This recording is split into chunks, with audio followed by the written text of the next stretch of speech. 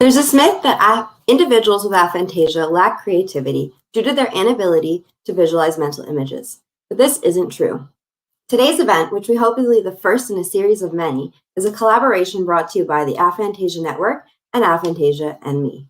Hi, I'm Jessica from the Aphantasia Network, and today I'm joined with Nicolette, the lovely persona behind the Aphantasia and me Instagram account. Hi, Nicolette.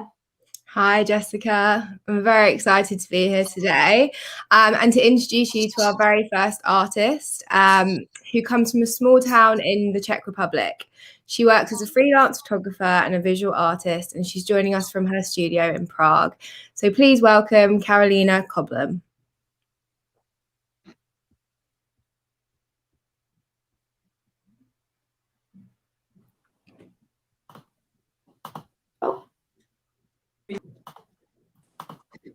There we are. Hi. Yeah. Hello, everybody.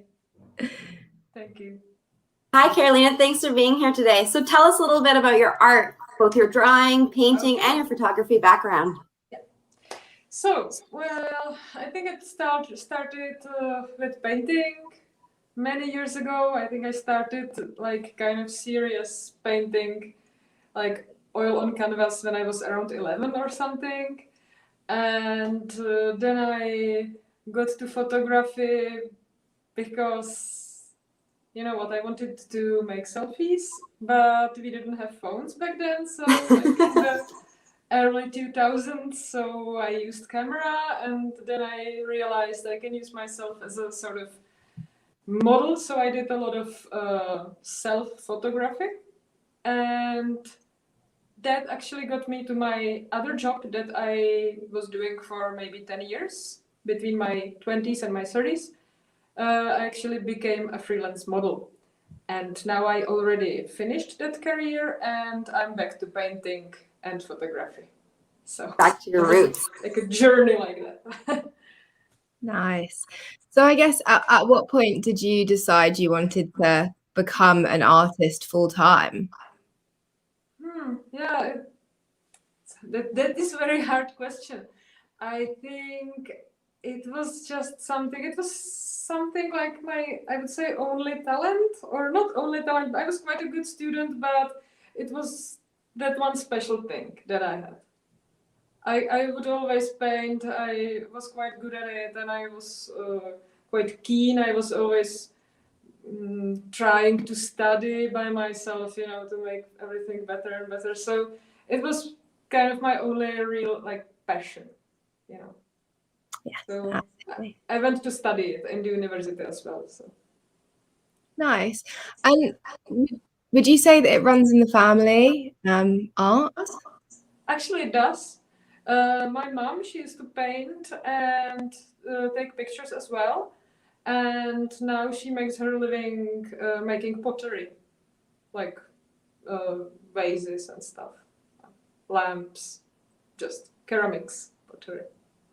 Lovely. I hope you can understand me because I know that I have accent and sometimes it sounds.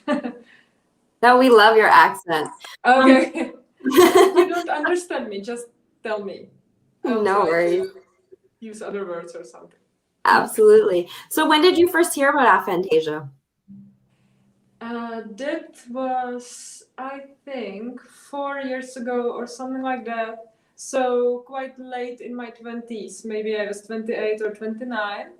And I kind of always suspected there was something a little bit off about how I function. I never knew what it was like, but it was just like I was thinking, oh, I'm weird. I'm quite bad at this. Like they seem to be able to do something that I maybe can't, but I never researched into it. And then I somehow stumbled upon a video.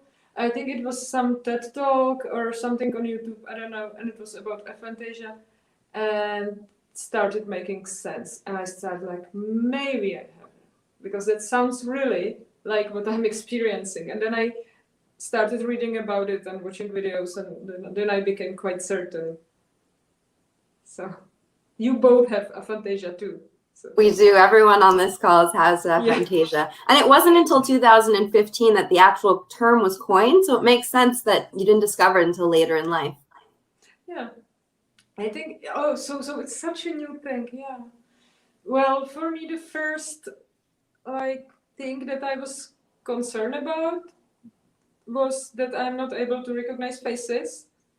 That's more, it's called prosopagnosia, but it mostly goes, or sometimes it goes hand in hand with aphantasia. And for me, that's definitely connected because I cannot visualize any past memories and things like that. So I cannot even visualize like faces. So that was the first thing that I realized, that there might be something off, because I wouldn't recognize my own mom if she changed her hair or something. So Do you feel like that's played into your art at all, not being able to recognize faces? I think lately, yes, but that is deliberate because I am working with these topics. Those are some of my concepts. It's a lot of the work is about myself and my, how to say it,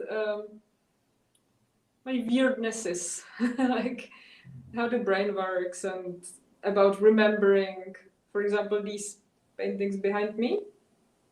Both of them are based on this topic. So I can tell you a little bit more about them if you want. Please do. Yeah. Definitely. So, well, this first one, this is a self-portrait. When I was maybe 5 years old, it's, well, the face is, the reference is from picture I got, but it's me when I was really small, and I went by a house. I went home from some playtime, and I remember I saw, which is really weird, I saw an eye in the wood. Like, Oh, there was a wooden shed. It was made from like plank woods, and I saw there was an eye. The thing is, it's my memory. I know that I saw something like that, but I don't understand it at all. Like, was it something, like, could I visualize back then, or did I really see something there? Or was it some dream, but I remember it as a reality? Something became really weirdly connected because it became a memory, but I don't think it was real.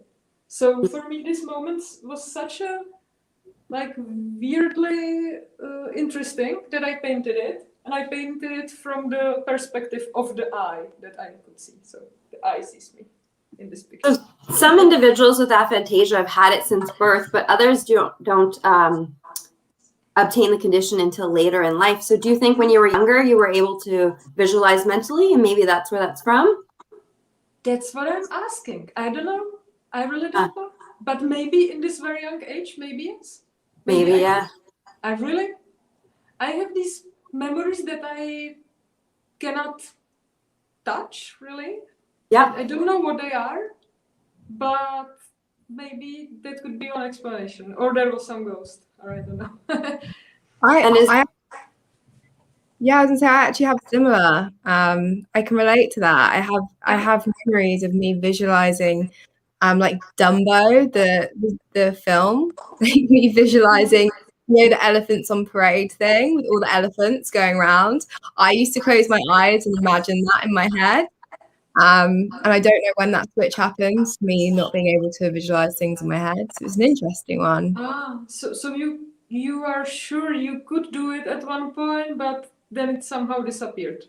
Unless my overactive imagination was imagining I was imagining it. Yeah. But it's something I remember doing, so it's interesting. That is very.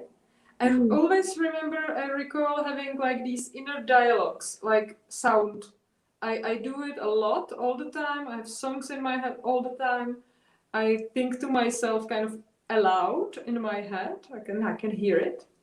And I remember that I would do it as a small child. That was always there. But with the visualizing, no idea. And that's why I painted this. Do you So- still have the inner monologue now?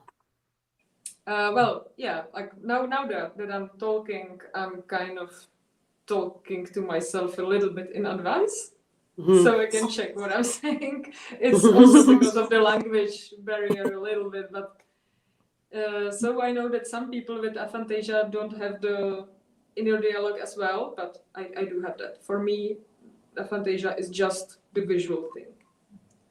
And I think by high school, I definitely already had it. Like, I'm sure. Like, because I wouldn't understand geometry. I wouldn't understand mathematics. And somebody wanted me to imagine this and that. Like, what? How? So there was...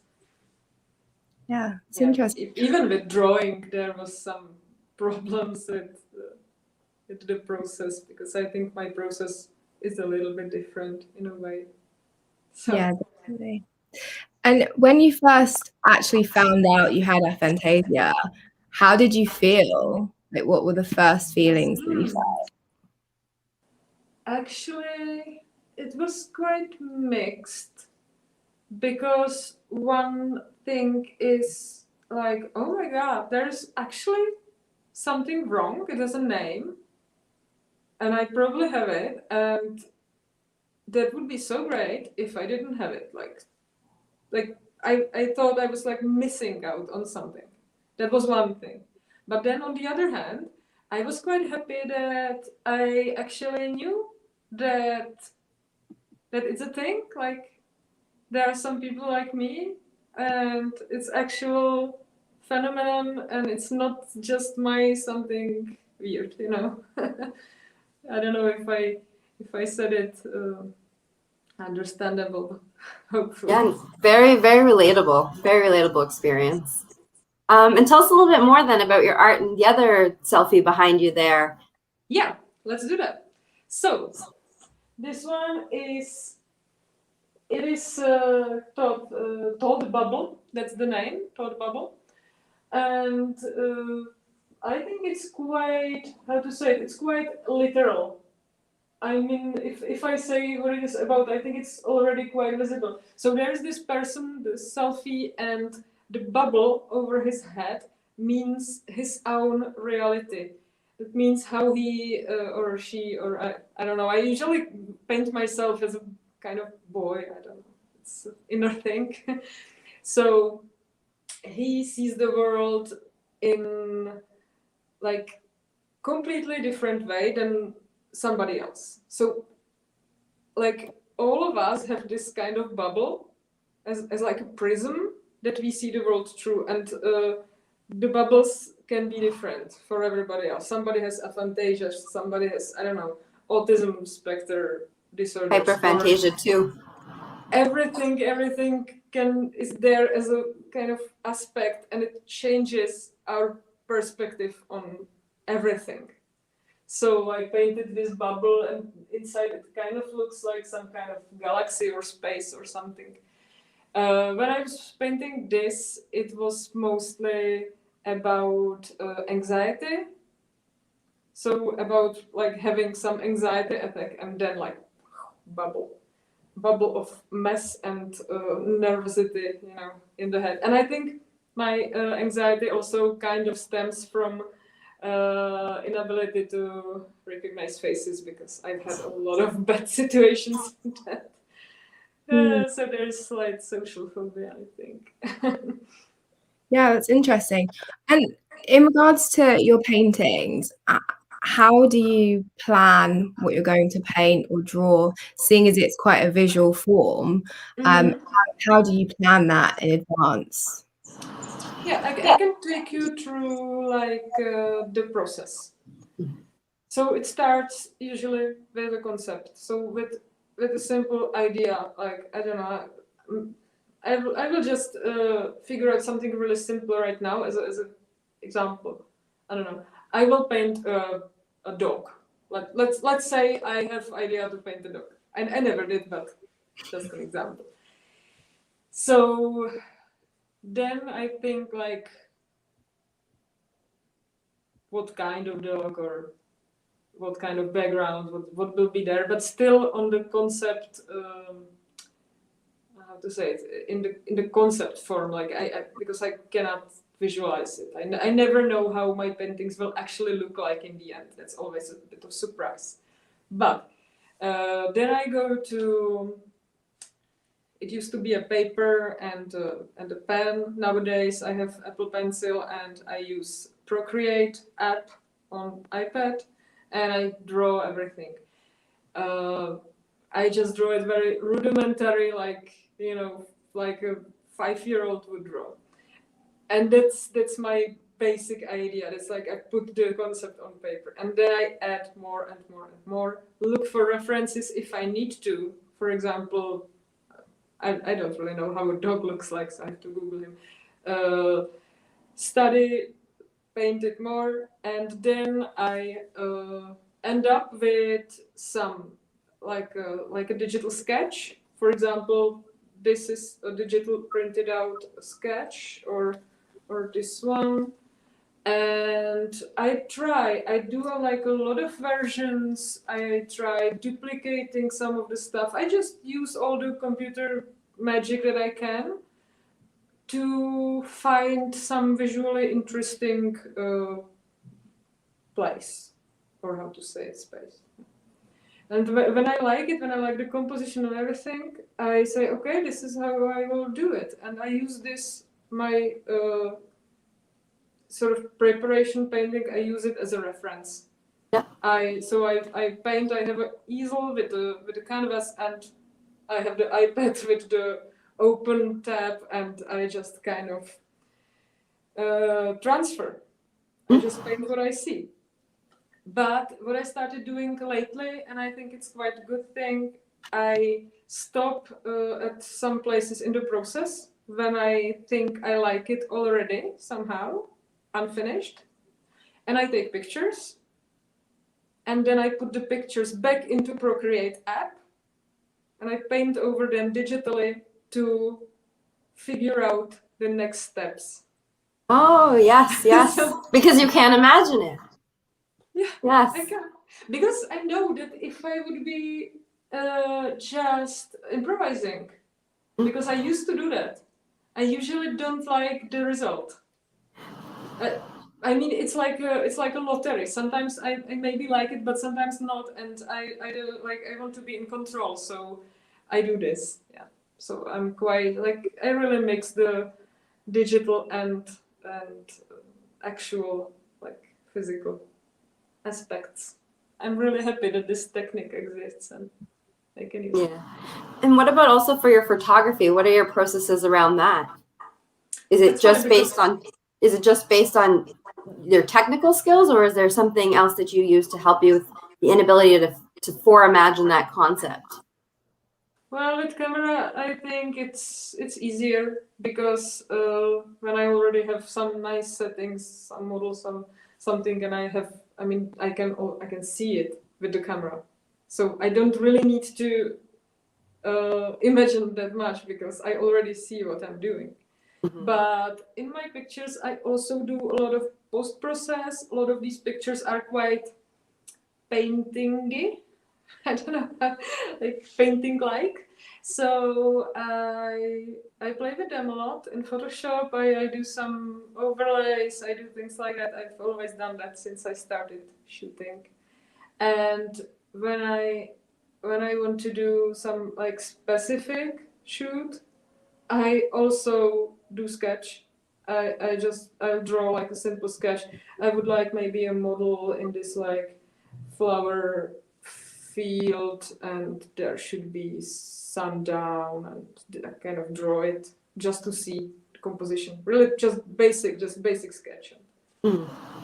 Then I do the rest. And obviously you use quite a lot of different mediums. How do you feel that each medium utilizes your different strengths and weaknesses with Aphantasia?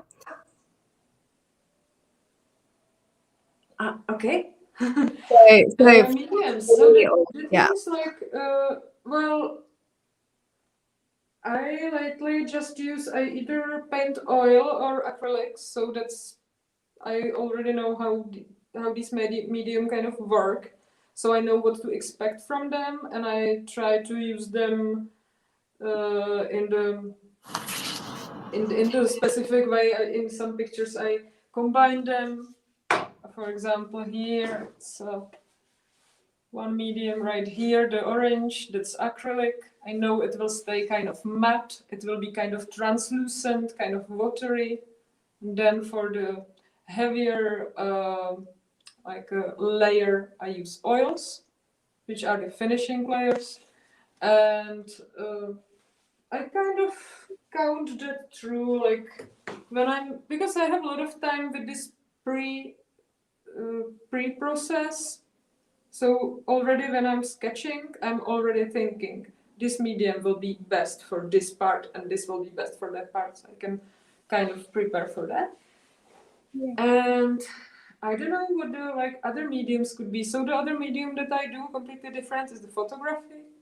And then maybe some of the graphic programs, but I use them in all I do. I use them in the pre-process, in the sketches, and I also use them in post-process for pictures. So it's just something I don't know, I use them for such a long time, I already feel like it's part of my body, the mouse with the Photoshop. So you say your Aphantasia doesn't limit you on any medium. You like to actually kind of use them together on a process?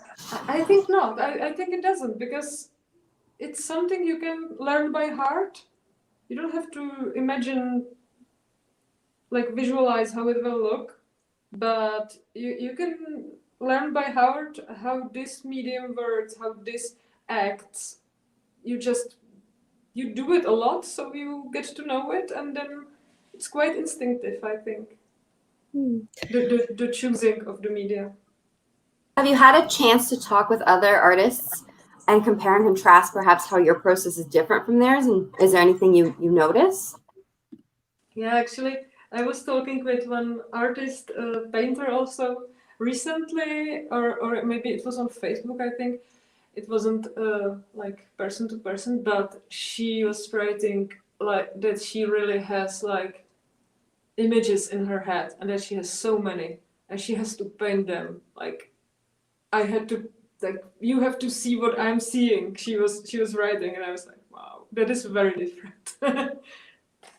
Actually, I think I paint because I cannot see it in my head. Maybe if I could see it in my head, why would I paint it? I don't know. No, that's true.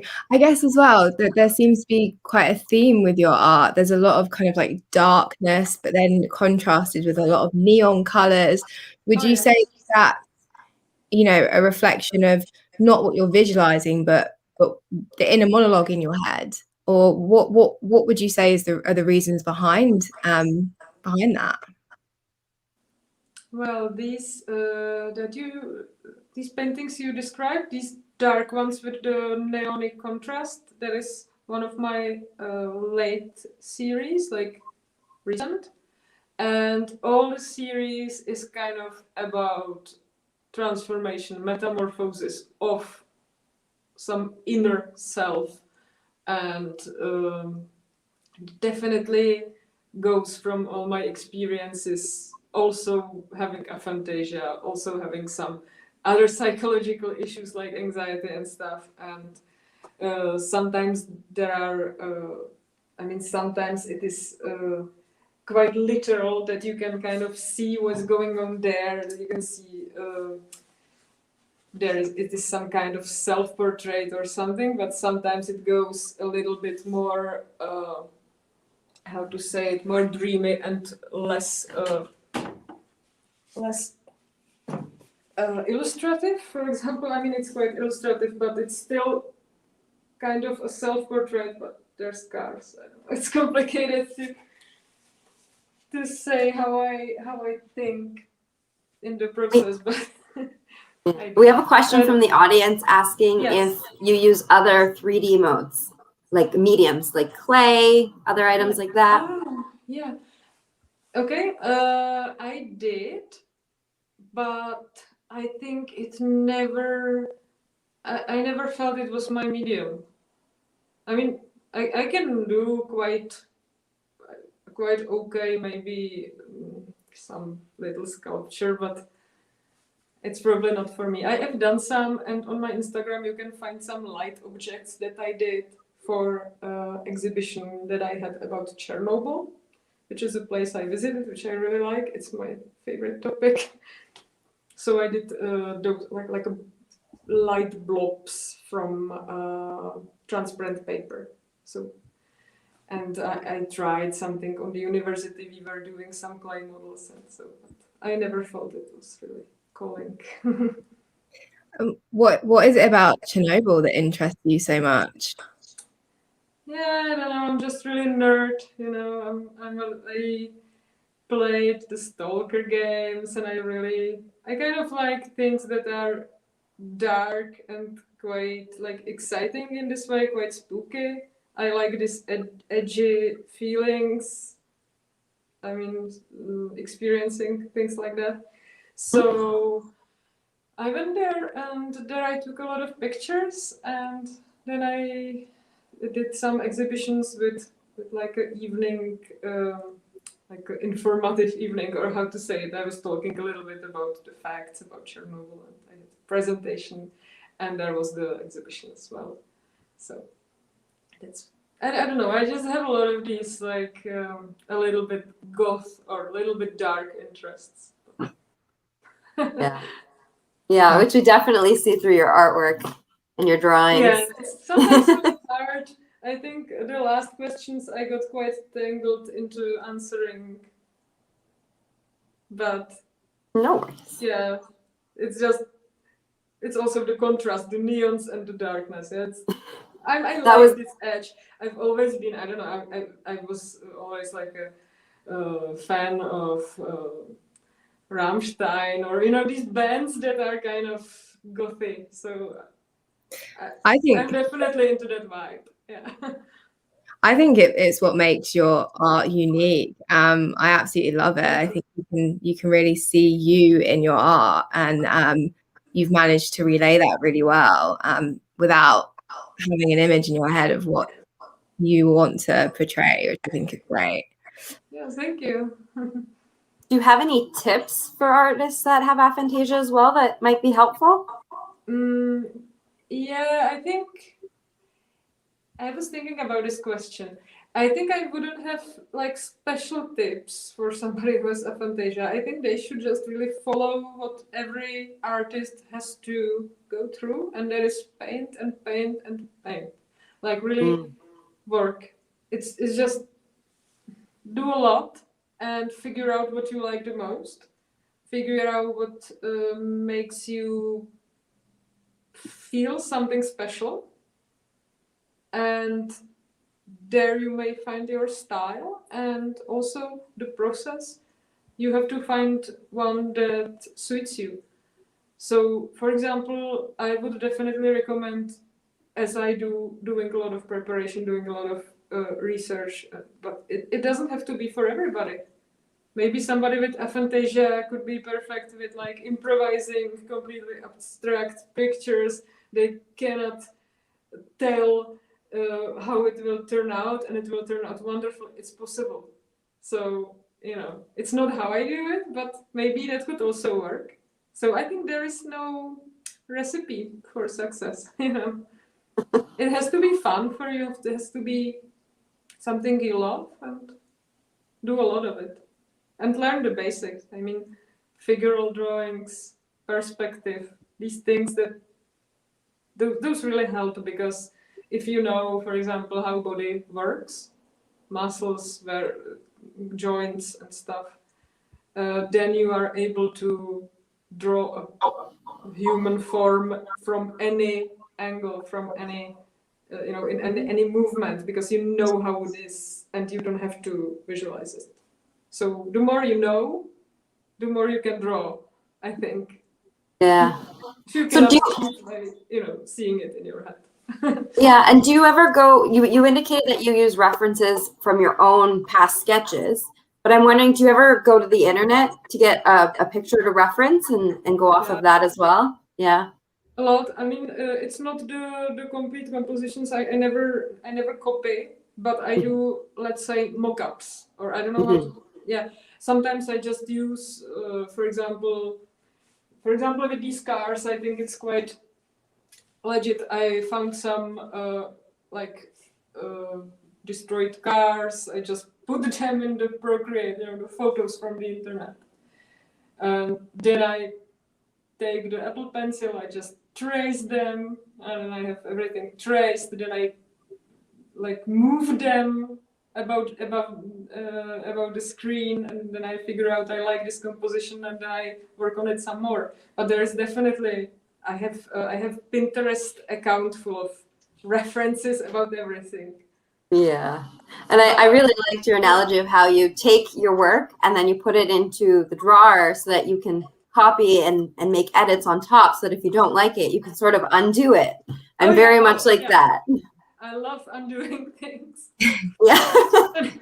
It's funny because sometimes when I'm working, and such a big chunk of my work is digital, and I'm used to like using the fingers, like scrolling, like making bigger, zooming in.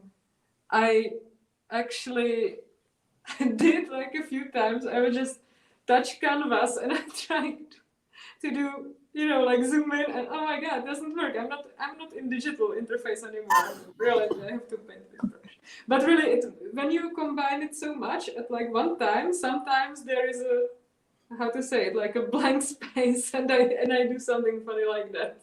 Yeah.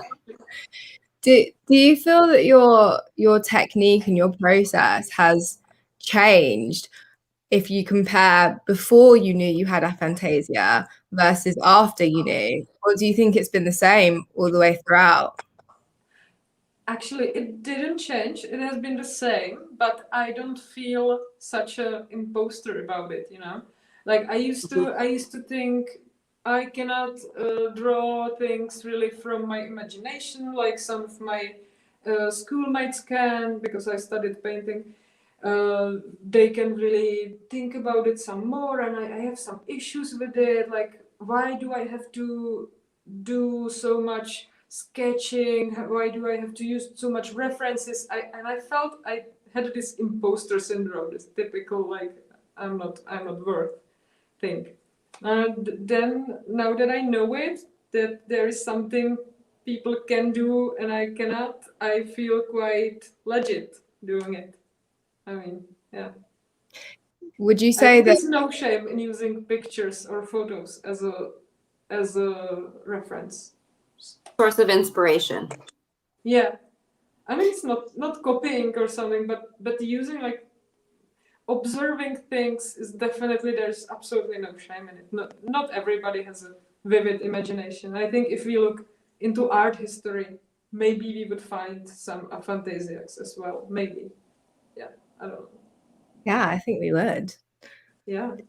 Do you feel that maybe like as an artist who's, you've really kind of committed your whole career to your art, would you say that you'd want to tell people with aphantasia, that it is okay to work in these slightly different ways, and maybe change the education of how you must be an artist, kind of away from just having to visualize, and enabling people to use references as well? Yeah, I think it was never my main objective to, let's say, do some awareness about something, because I started painting before I knew I had this. But I'm definitely like all about, like, let's say, more inclusivity in this field. I mean, people with differently functioning brains from each other will do art differently, and that's great, and they should do it. You know what I mean? Mm-hmm. Mm-hmm. So I think no matter how your brain works, if you want to do it, do it. It will be perfect in some way. For example, Your own art. Yeah, long time ago there was this art brut movement when people realized that they are bored with the academic painting, and they painting of children, of like unschooled, like complete amateur painters, and it was a huge hit, and everybody loved that. You know, like people like Jean de Buffet was also a collector and later a creator in this style, and that was big. And that was, they were thinking, oh my God, it's something new, because these people, they don't have the academical skills and they just paint and it's so wild. So I think there is so many like very fresh ways how differently thinking people can enrich us or enrich the artwork in a way. Yeah. And we had a question from the community. Did discovering your aphantasia give you a different perspective on your past work? I think it did, yeah. Yes, I just recalled some past processes and some maybe hardships I had also during studies and stuff, and I said, yeah, that's it. Here I was not very good, and this was better for me, and definitely. For example, when I started painting, when I was maybe 11, 12, I told you, I already was working with the computer. It's funny, but and I had no idea, but I used to play with some pictures, like photos of maybe my favorite rock stars or whatever, and I would play with them in MS Paint, you know, the painting tool in old computers. We all remember that. And I would just paint it over and do stuff like that, and then I thought, oh my God, I like it like this. I will paint it on canvas exactly like this, and I was really transferring the computer kind of crooked lines, and I was loving it, like really transferring it, you know, not making it smooth or anything, just like it was. And this is very similar to my process these days. So I returned to it basically. And back then, I was doing it very instinctively. It was the best process for me. And you had said, so art runs in your family because your mom does pottery. I'm wondering, does anyone else in your family have aphantasia, or have you met anyone else in your regular everyday life that has it? Actually, I recently met some people because I was talking about it some more with some, like, maybe during some art events and stuff, and I found people that are not very good at imagining, and it's funny to tell them they You have something aphantasia? maybe, Yeah. and they are very surprised always, but not in my family and not in my like friend bubble. There's actually a lot of these super imaginators and super recognizers. For example, my mom, who is artistic, she said she has like movies there, and I was like where, like Yeah. Yeah, my boyfriend as well, he can we were just talking about it today, and he say, like, if I'm about to imagine maybe I don't know, a cup, some cup in my hand, like this, I will just, because I cannot imagine.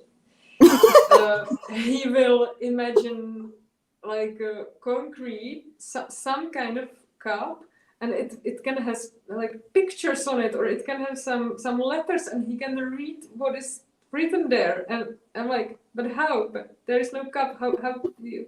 So he actually sees some. So his brains makes the magic and puts some random cup there.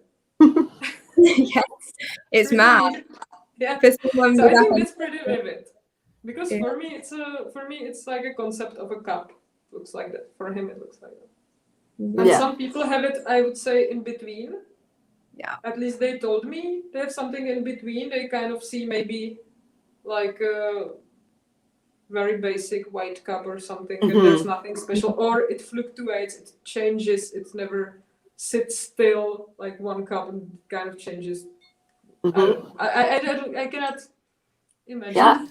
Well, there would be others that would be on the hyper side of things that would be able to sit there and say, I see the cup, I see steam coming out of it, and I can smell it's hot cocoa. That's what he said. Like there would be, I don't know, yeah. It's interesting. So obviously, people say that potentially aphantasia could be like a hereditary thing. And I actually have one parent with aphantasia and one parent with hyperphantasia. So one parent will literally reel off movies in their head, and then another parent is exactly the same as me. And the parent, my dad, who has hyperphantasia, he's an artist. And then I am also very into art, but I have aphantasia. And it's really weird how, really, I think if you looked at all of the artists, there's going to be a lot in there with aphantasia, a lot in there with hyperphantasia. I think so. In between, right? Yeah. Must be. Yeah. I think, And I think I think like recently they figure out that El Greco, the Spanish painter from very long time ago, that he probably had some vision problem, like some kind of astigmatism that made his vision like crooked, and that's why the figures are so long and like lanky and weird. So maybe in the future they will have some hypothesis about a fantasy artists, maybe. I think we have another it's question. The realists, Hmm? the classicists. I'm suspecting them. They just paint. That they see nature, so they paint it exactly as it was. Maybe there was somebody who, that's using a life reference. Yeah. I don't know. I don't know. I think we have another community question. So who is your favorite artist? That's hard because I have a lot. But I will go with my absolute favorite, okay? I really love Andy Warhol. I just like everything about him. I don't know, it's all the community that was surrounding him. It's just very cool vibes to me. I mean, it was not all that awesome, but I'm really nerdy about that 60s New York scene. And I think I'm quite proud that he is also Czechoslovakian originally, which is wonderful. So I'm quite kind of feel this national pride about him, if I can say it like that, like he's ours, Mm-hmm. Yeah. It's funny.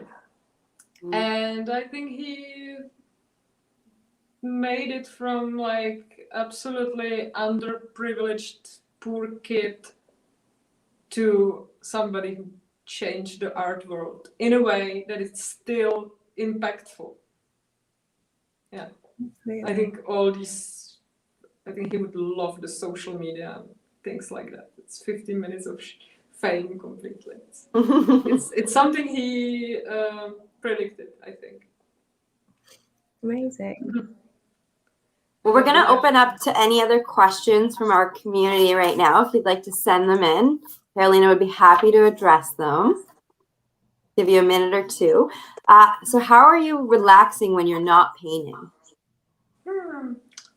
Yeah, many ways. I'm sleeping. I'm quite like, I don't know, my favorite animal is a sloth. So that's because I'm a bit like a sloth. I really like to do nothing, maybe watch a movie, maybe, just slow things. I like walks in nature. We have a drone with my boyfriend, so sometimes we just go out of town and just let the drone fly and we watch the footage, and that's really nice. Yeah. What I do, I recently played some games. I played Cyberpunk 2077, so I enjoyed that, but I sometimes get nervous when I play games because when somebody's shooting at me, I get So you mentioned you like to sleep. So I'm curious, can you visualize in your dreams? Because some people with aphantasia can. So you are able to, yes. Do you have very vivid dreams? Sorry? Do you have very vivid dreams? I think not. I think it's nothing like reality, but there are visuals and sometimes they are quite interesting. That's true. Do they ever inspire your Do they ever inspire your art? I think maybe in a way, because I never can really recall them in the morning. But I remember it was really cool looking or something. or there's some person that I know, but he looked like somebody completely different. And I think I never see the whole thing in the dream. For example, I would be dreaming about, I don't know, whatever, Andy Warhol, and I like there would be just one visual thing about him I see in the dream, and that, for example, might be that he has, I don't know, blue hair. Yeah, Yeah. he didn't have blue hair, but I in the dream he would, and I still know it's him. And like the only thing I remember is he had blue hair. So it's not very vivid. It's just yeah. But you it's can cool. visualize. I think Yeah. yes, involuntarily. If you're ever painting faces, how do you always have to go from a picture of a face? Could you ever make one up in your head, or how do you start if you're painting a face? Yeah, that's again. Fortunately, I have a lot of stock pictures because I take pictures as a photographer. So I sometimes use faces of my models. For example, I can show the model from my photograph, and I use the face for painting as well. The same process like before: procreate and mock up and preparing sketch. Or I paint, let's say, generic faces. I don't know how to say it, but they are quite, I don't know, like this was, for example, really generic, but it's just the digital drawing. I don't know, it's just some random face. I'm curious on that last one you showed us. He had his eye covered. Is there what's the meaning behind that? Yeah, it's covered by one of these blobs. There are a lot of these orange shiny blobs. It's made with UV color, so if you put black light, you'll actually see it like shining, which I love about it. And I don't know, there are some weird spacey or astral larvae or pupae or some kind of insect babies or something. I don't know. It's complicated. It's quite psycho. But I use them a lot. They are also on the car paintings, and they represent some metamorphosis or transformation. Yeah, it makes sense. We've got another question from the audience.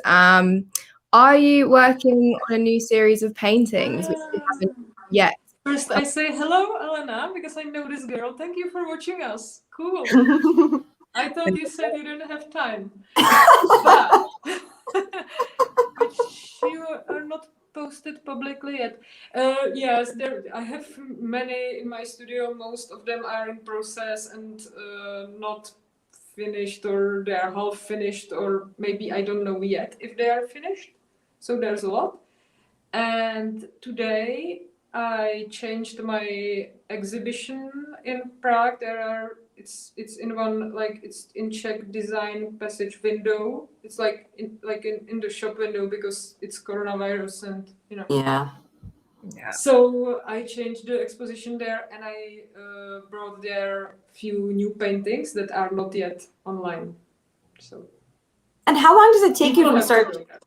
How long does it take from start to finish for you to create a painting? Well, days, weeks, hours? Days. I'm quite fast. It's true. I usually have one drawing, like a break. I make the basic, then I have to let it dry for some time, figure out the next step. So maybe one day of the basic layer and maybe another day or two of the finishing touches. So I would say about 2 days, like normal, not very big painting. Yeah, it's pretty quick though. Some can stretch into months. Sometimes they sit and they are just there, and I don't know what to do with them, and then I have some idea and I finish them. So that also happens. And if our viewers wanted to follow your work, where can they find that? So I have the link tree, which is in all my Instagram accounts. I have 3 Instagram accounts, 1 photography, 1 painting, and 1 like personal. That's the oldest one. When I was still a model, I was using that as my platform.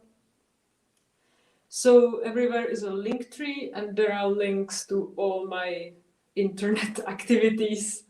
And I think the Instagram is lately the best because I'm uploading quite regularly there. Perfect. What's your handle on Instagram for the viewers?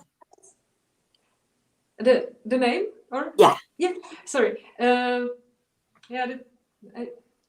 should spell it or something. I should write it. I don't have a. I just have. We can include it in the comments. Yeah. Because I only have brushes here. It's KK Art Stuff all together. So it's like my name, Karolina Koblen. So KK Art Stuff, and just all small letters together, one word. KK Art Stuff. Perfect. And that's my painting one. And there you will find the rest. I think it's best like this. Yeah, that's You great. can put it maybe in some chat or something. I don't want to touch the screen because I can also, like before our stream, I just touched the screen and I finally, it was out of the chat, so better not. Thank you for your time. This has been absolutely wonderful. Thank you for your time. Yeah, thanks for joining us and sharing the details. And thanks for everybody who were watching. Actually, I'm wonderfully surprised that people were watching and giving us questions. That's wonderful. Have a nice day or evening or whatever it is. Here is evening. Yeah, So we appreciate your time today. And for anyone that enjoyed this content, definitely make sure to follow Karolina's accounts as well as give the Aphantasia Network and Aphantasia and me a follow on Instagram and YouTube. And if you or anyone you know is a creative with Aphantasia, please don't hesitate to get in touch because we'd love to hear from you. The Aphantasia Network is on a mission to shape a new global conversation and create a space for you to learn more. We'd love to have you along for the ride. Till next time. Thanks. Bye.